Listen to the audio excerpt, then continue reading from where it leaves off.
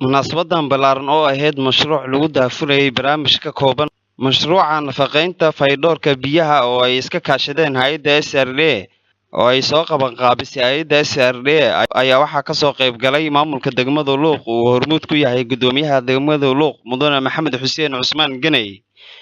iyo madaxa caafimaadka degmada Luuq iyo mas'uuliyiin ka kala socota hay'adaha ka howlgala degmada Luuq iyo qaar ka mid ah bulshada qeybahooda kala duwan ee degmada Luuq. ugu horeyntii ayaa kulankaani waxaa daafuray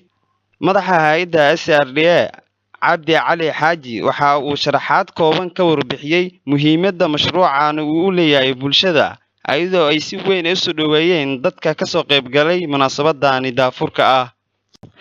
gabagabadii waxaa kulankaani soo xiray gudoomiyaha degmada Luuq Mudane Maxamed Xuseen Cusmaan Ganay asagoo dhanka kalena ku ammaanay hay'adda SRA waxqabadka ay u hayso bulshada Soomaaliyeed ee degmada Luuq. dhanka kale gudoomiyaha ayaa soo dhaweeyay mashruucani ay wada hay'adda aad muhiim u ah in hawsha ayada ah ee daafurkeeda maanta noogu yeero bulshada oo dhan ay ka soo qayb qaadato laba qaybood marka sida hadda ay uga hadlayeen ragga odayaasha ah in bulshadii waxyaabaha loo qabanaya shayga muhiimadda uu u leeyahay ummadii inaysan fahansanayn waa sax qofka waxa uusan fahansanayn cidda wada laga rabo inay fahansiiso haddana dhameystirkeedii bulshada waxa aad u qabanaysaa haddaadan adigu fahansiin waa sax gudoomiye degmo iyo gudoomiye xaafid midna ma fahansiinay laakiin hadda adigu inta habka hadda maxaa la yiraahdaa loo sameeyay inta loogu yeero bulshada iyadoo waxaan qabanayna waa noocan meesha aan ka qabanayna waa meel hebel waqtiga aan qabanayna shaqadan oo ay soconayso waa inta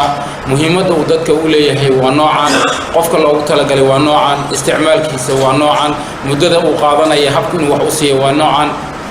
inta wacid iskale waa cidda intaas oo juhdi bixisay oo gacanteeda ay soo gashay ummadina gaarsiinayso ayadaa laga rabaa in sharaxaadda heerkaas inay gaarsiiso taa marka waxaan leeyahay hay'adda SRA iyo Somali Humanitarian Fund oo ay barnaamijka kala shaqeynayso oo siisay aad baan ugu mahadcelinaynaa inay barnaamijkan soo gaarsiiyaan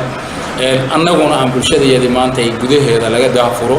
Maxamed Cabdinuur Shabley Xasan Cabdinuur Shakir warbaahinta KJS TV degmada Luuq Ganaane ee gobolka